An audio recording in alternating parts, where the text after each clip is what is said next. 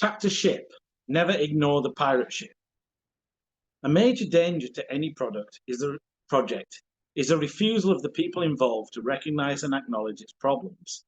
If the team acknowledges the problems, it can fix the ones that can be fixed and escalate or work around the ones that can't. But it's a bit more complicated than that. To point out the problems, the team needs to feel safe. To listen and act on what they hear, their bosses need to feel safe. And every discussion about bad news is also a negotiation of status. Notice a problem? Problems should be reported. Problems should be fixed. If the problem can't be fixed inside the team, it should be reported to the product owner, to senior stakeholders.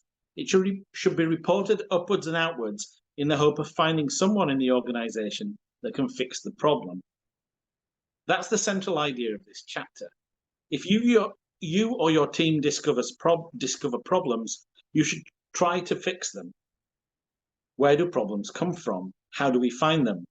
Well, an agile approach to managing software development provides lots of opportunities for the project manager and the team to identify and talk about problems. If the team are using a Scrum approach, every day there's a stand-up meeting. The team talks about what they did the day before and what they're going to do today. In a stand-up, team members also talk about any problems that they have that are blocking their progress. Reporting these blockers is the most important bit of any stand-up. Blockers are the project's pirate ships.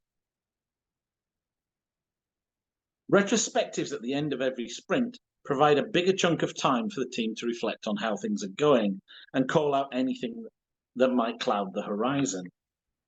Sometimes, as we'll see an example that we talk about below,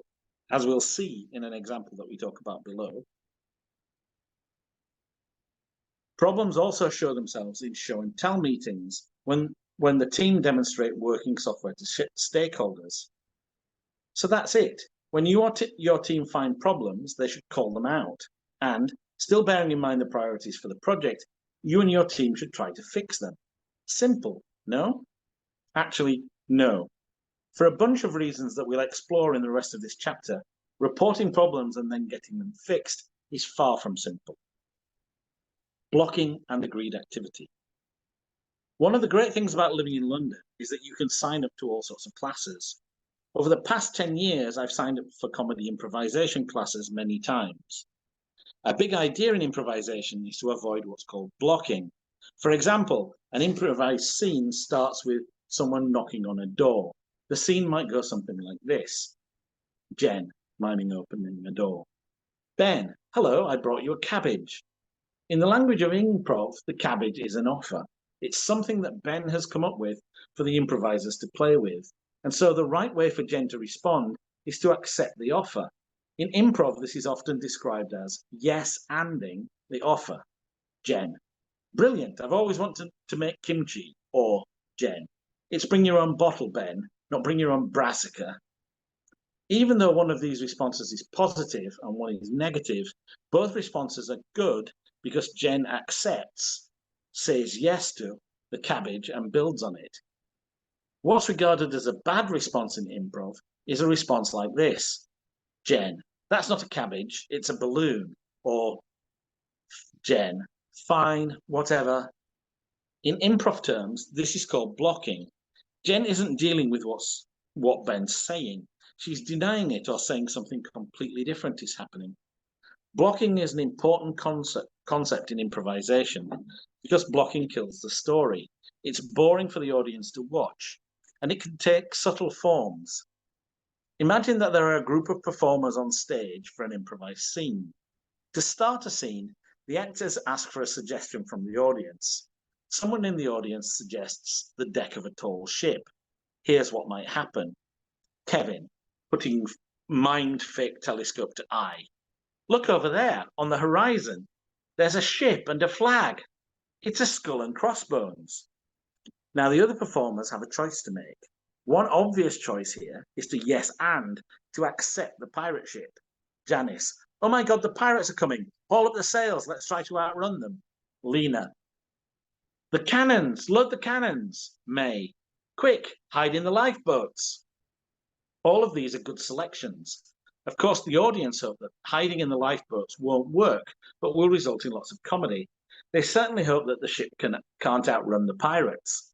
Janice, Lena, and May are accepting the offer in the language of improvisation. But sometimes in this kind of situation, someone makes a different kind of suggestion, something like this. Nina, hey, let's wash the decks. Oliver, Pam, Quentin, Rana, and Shug. Yes, let's. Maybe there's a kind of comedy in completely ignoring the obvious threat, but this is just another, more subtle form of blocking. And for the audience, it's a very bad idea. Once somebody mentions the pirate ship, the audience wants to see it. They want to see a chase. They want to see this crew load a cannon, point it in the right direction, and fire it. They want to see the pirate king or queen and see what they'll do to the crew members who are hiding in the lifeboats. They want to see someone walk the plank. What they don't want to see are multiple improvisers on the stage miming mopping the floor. Improvisers who don't have a lot of experience are tempted to do something like scrub the decks. Why?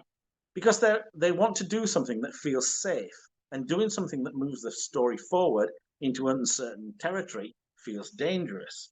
That was the realization of the theatrical innovator Keith Johnston. He developed his own style of improvised theatre, starting in the 1950s. He also wrote several books, Impro and Impro for Storytellers. In his books, Johnston talks about people who are new to improvisation. He describes them wanting to do safe, repetitive activities. Washing the decks is an example of this. He refers to this as an agreed activity.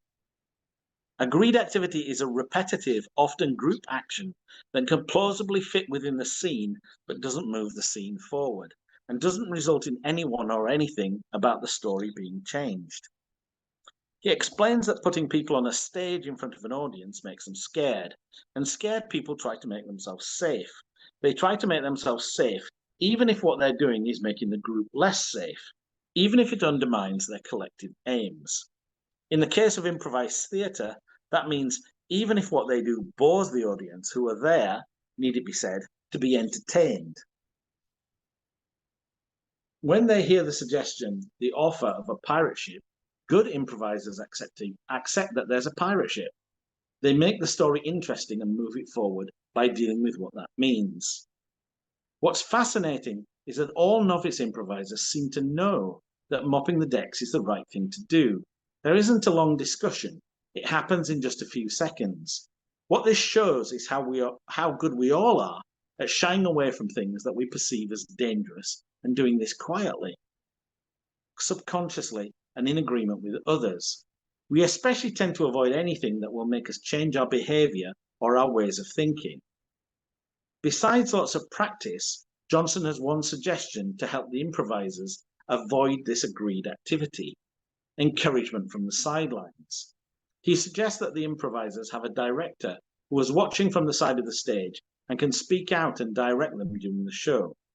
The director spots which suggestions, which offers, like our pirate ship, will move the story forward. The director sees which suggestions are invitations to agreed activity and tells the actors to avoid them. Let's say a director is watching a scene where there's been a suggestion of washing the decks. She might allow the crew a few seconds of deck washing without advancing the action. But then she will shout, "The decks are clean. The pirate ship is getting near. Deal with the pirate ship." Agreed activity is an understandable response to the need for safety, but it is something that teams, not just in improvised theatre, but also in other uncertain endeavours, such as software development, need to avoid. Often the most effective, if not the only way of achieving this, is through some kind of outside input and encouragement. But here might be a big difference between improvisation and software development. In improv, the audience want the improvisers to discover trouble and deal with it. But in software development, where is the audience? What does it want? Who is it? Is it the senior stakeholders? Has the team ever seen them? Is it the users? Has the team ever seen or heard of them? Often the responses of the audience of senior stakeholders to reports of bad news is either the equivalent of booing and hissing and throwing things, or even actively shouting, "Scrub the decks," or even worse, a stony silence. As I discussed in chapter Swamp, one of the main jobs of the team and their project manager in a software development project is to connect the project with its audience or audiences.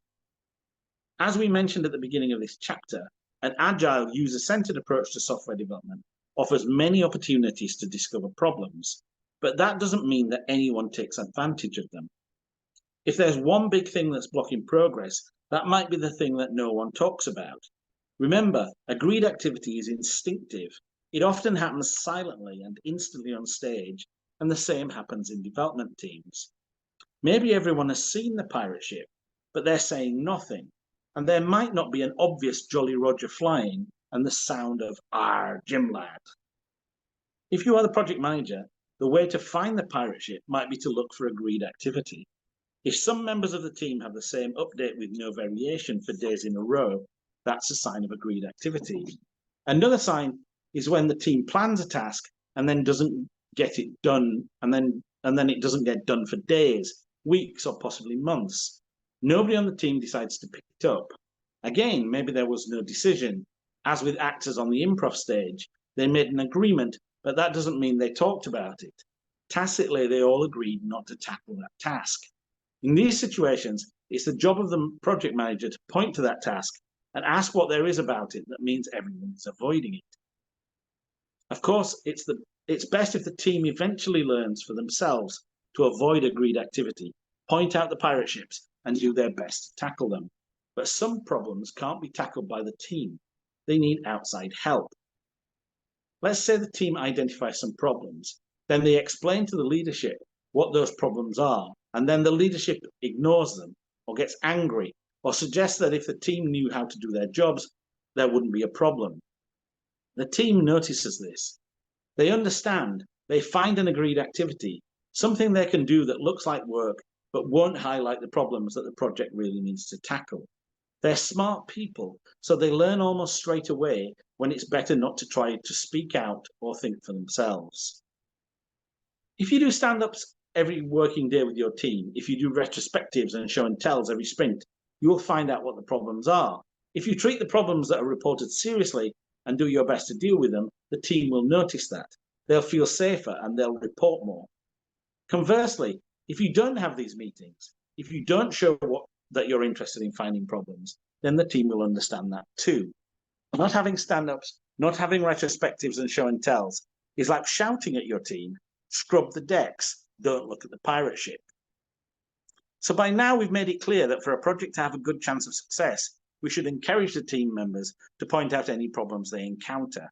And with the idea of agreed activity, we've also cautioned that sometimes there may be a problem that the team is instinctively avoiding that we need to encourage them to tell us about. Finding out what the problems are in a project, bringing them to light so there's a chance they can be addressed, we might think that this would take us a lot of the way towards being able to make any project far more possible than impossible. And it would if it weren't for one slight complication: a paradox. Highlighting the problems that a project throws up can be threatening to the senior people involved in the project. What if the problem that comes to light is something that they haven't thought of or they don't know how to fix? They will be inclined to avoid addressing it, possibly by attacking or threatening the team for daring to raise the issue. In software development, it's very common for members of development teams to do the right thing and point out the problems. They do the equivalent of shouting, "Look, a pirate ship."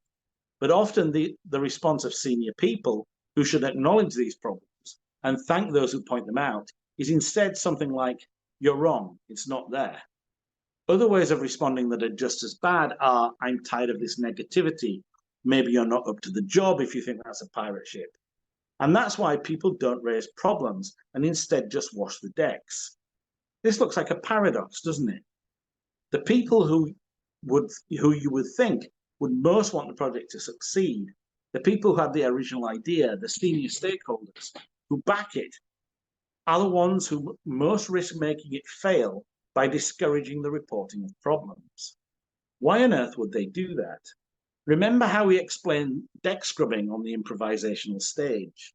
Scared people try to make themselves safe, even if what they're doing is making the group less safe, even if it undermines their collective aims. And managers and senior stakeholders are people.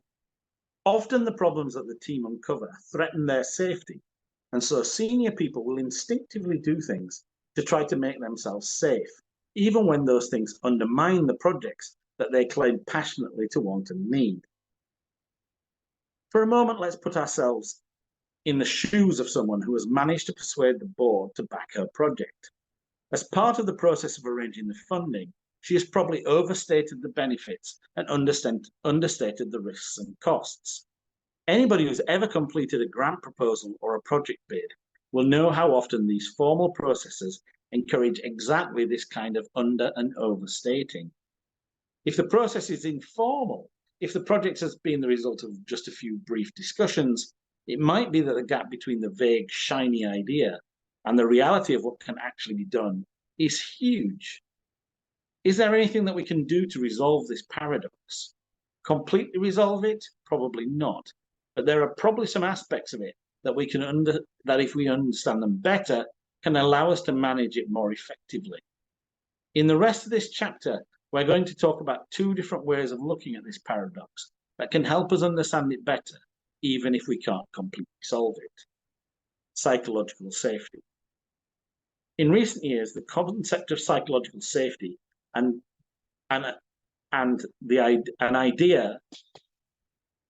idea developed and popularized by Amy Edmondson states in a more formal way something that Johnston was investigating in his experiments with improvisers, and something that we were talking about when we were talking about improvisation.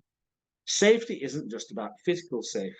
We also need psychological safety, and when we don't have it, we will change our position and behavior until we do, by, for example, finding an agreed activity.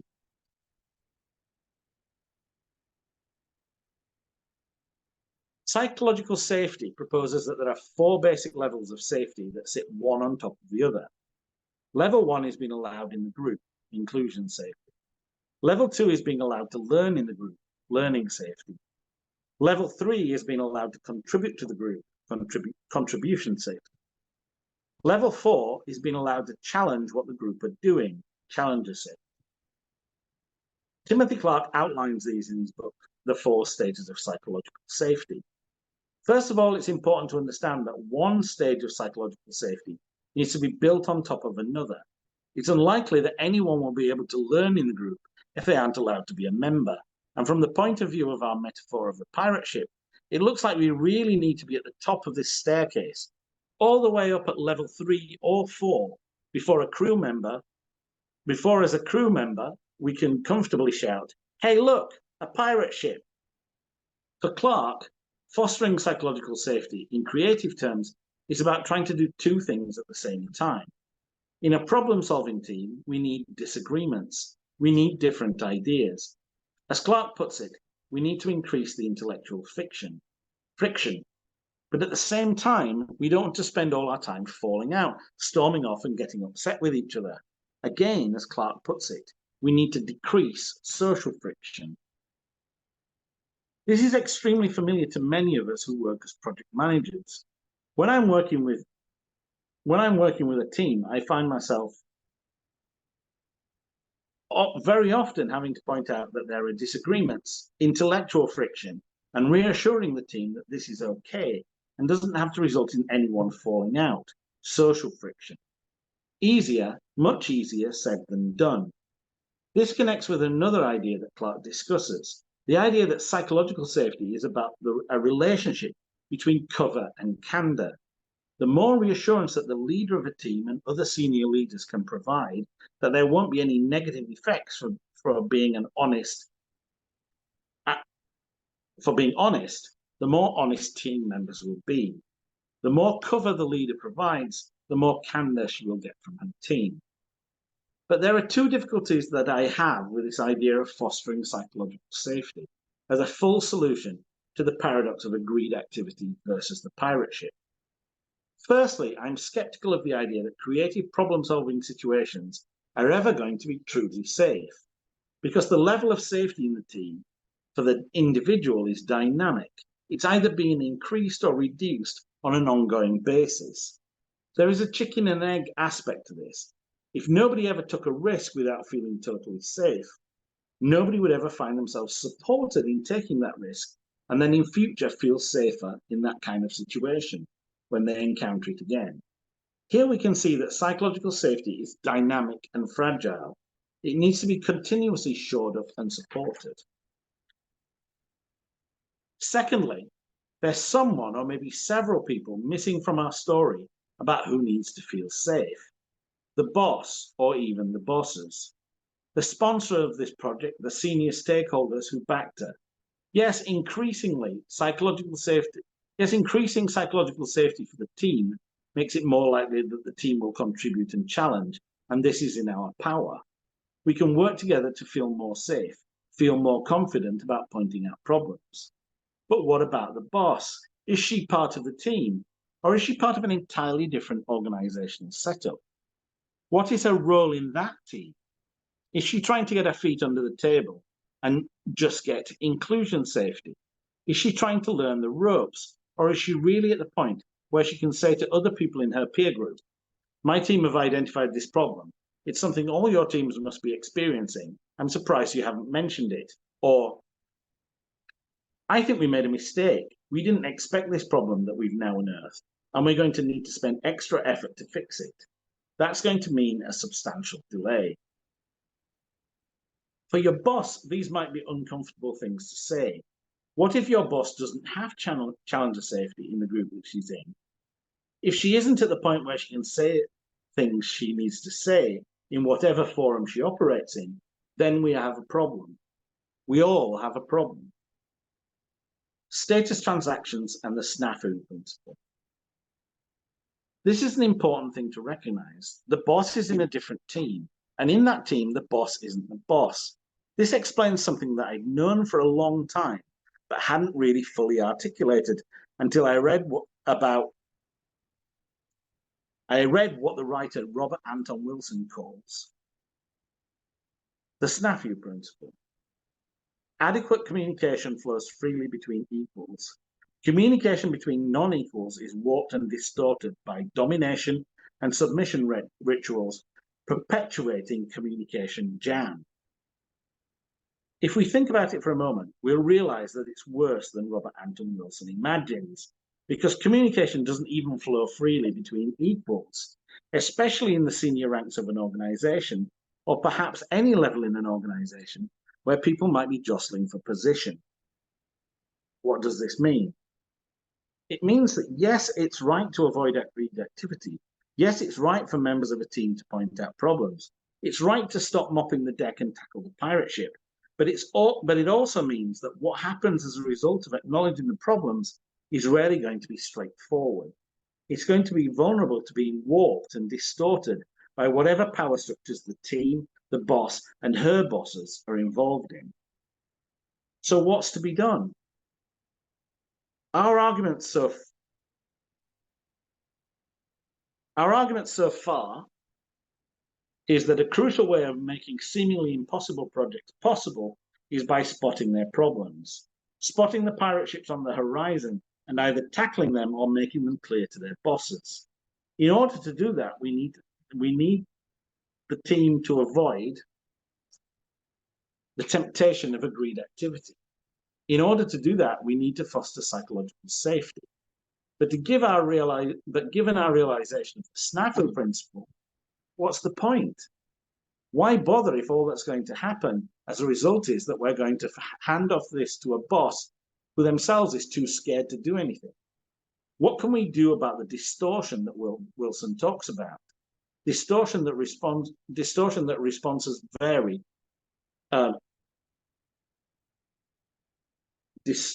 Distortion that results in responses varying from indifference to aggression. I really wish there were one simple, clear answer to this. I don't think there is. But part of the answer is to take a different view of this relationship with a boss and with the senior stakeholders, especially when delivering bad news. The view that helps is to see this bad news conversation, and actually every conversation, as a status transaction. And again, inspiration for this point of view comes from Keith Johnston's writing on improvisation. Johnston had been trying to get the students that he was working with to have a natural sounding conversation on stage. He tried all kinds of things and hadn't managed to get anything to work. Finally, after another day of struggle, he went home and turned on TV. There was a program by the biologist and writer Desmond Morris. Morris was talking about a community of chimpanzees. He explained that pretty much everything that chimps do, who they sit with, who they eat with, and of course who they have sex with, can be explained as a status transaction. When one chimp grooms another, the chimp that is doing the grooming is affirming that they are lower in status than the chimp that gets groomed. The point that Morris made in the TV program was that most of these status exchanges aren't huge. There are very few fights involved. There isn't much chest beating. The status exchanges are tiny. Fractional indications of who is higher and lower status, who sits higher on the tree, who has their hair picked for fleas first when two equals agree to pick through each other's fur. How these questions are answered shows the precise status of all the chimps in the group. The next day, Johnston went back to his drama studio and asked his students to improvise scenes. He had only one instruction for his students. Whatever one person said, the other should try to lift themselves or lower themselves, just slightly in status with their reply. Johnston was delighted with the results. Suddenly his students were having conversations that sounded like the way people normally talked. Are you going anywhere nice on your holidays? Tahiti. Ooh, that sounds amazing. I'd love to go to Tahiti. Well, my husband is working out in the South Pacific, so it's easier if I go out on holiday near where he is. Are you going anywhere nice? Ibiza. Oh, I love Ibiza. We used to go there all the time before we had kids. It's my first time. Oh, I'm sure you'll love it. Okay, now read this again. Who is high status? And what does the high person do to slightly lower their status? Does this sound like a realistic conversation? Think of a conversation that you've had recently with a friend or colleague. Who was lower status, just fractionally? Who was higher status? Now let's come back to the business of bad news and taking problems to the boss. The difficulty that project managers are always wrestling with is that bad news is humbling and threatening. A conversation where bad news is given and received is a status transaction. Johnston's insight, and Robert Anton Wilson's, is that in real life, nearly everything is a status transaction. This makes life difficult for project managers and for their bosses. It explains a lot of the negative and unhelpful behavior that we've seen from bosses when they get bad news. It also explains why so many teams recognize the bad news and then instinctively tell nobody about it. And it explains why kings shoot messengers, why senior stakeholders react with anger to bad news. They shoot messengers because in that moment when the message arrives and spills the bad news, the messenger is radically lowering the status of the king. This is an intolerable situation for the king, but in that moment, he can easily solve his status problem. Sure, the battle is lost, but to partially recover his status and show that he's still king, he can have the messenger shot. Understanding that delivering bad news is a status transaction can easily solve his status problem. Sure, the battle is lost, but to partially recover his status and show that he's still king, he can have the messenger shot.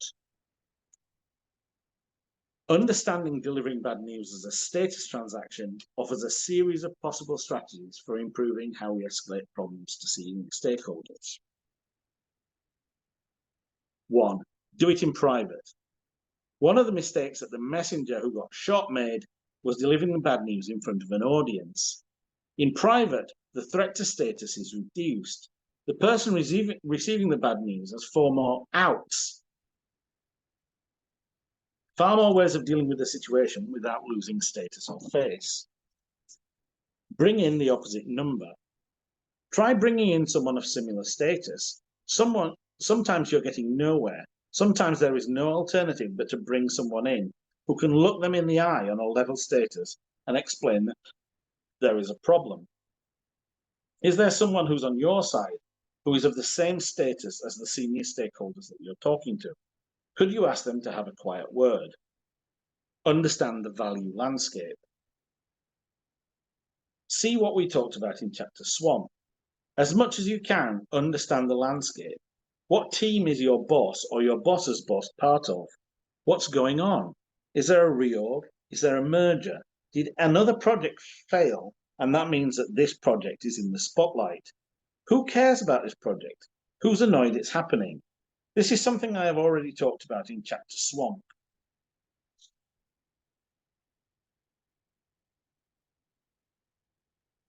Side by side rather than face to face. Use generated artifacts for side-by-side discussion. This may feel a bit sneaky, but it works. Don't try to tell the boss anything. Show them. What's the problem that's been reported by the development team? Given current progress, when is the project predicted to finish? Well, would you look at that? Seems it's going to take twice as long as we expected. Huh, who would have thought it? Do it as part of an existing relationship. The better your relationship, the more that the boss already trusts you, the more chance there is that they will believe what you're saying and act on it, even if what you're telling them doesn't make them feel psychologically safe and lowers their status. Try to get a one-on-one meeting with them regularly. Try to meet them in informal settings.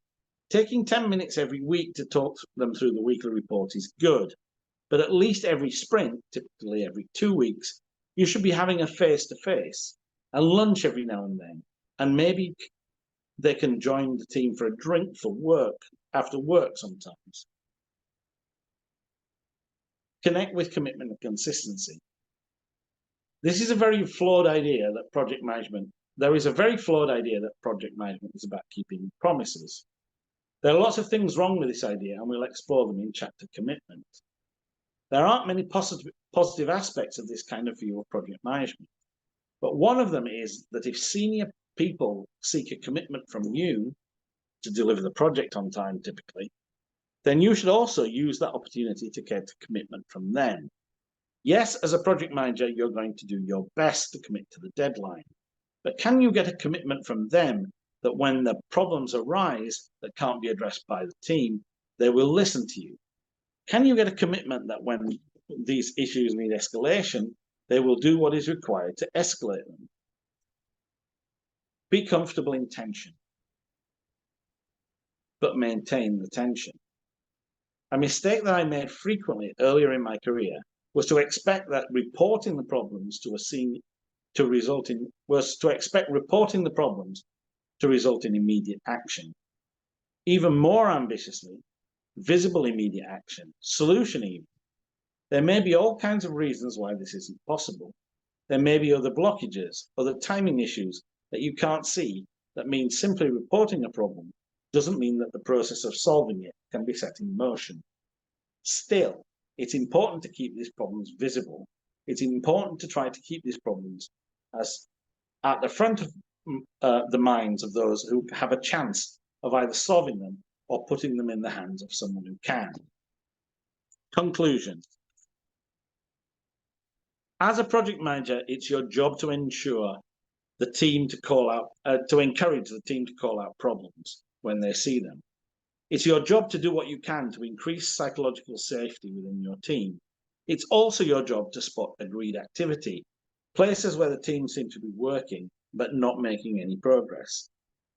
If there's a problem there that nobody's talking about, you need to help bring it to light. But some problems can't be fixed in a team. They need to be escalated to people outside of the team. They need to be reported to the bosses, and they need the help of bosses to be fixed. And here we discover another complication.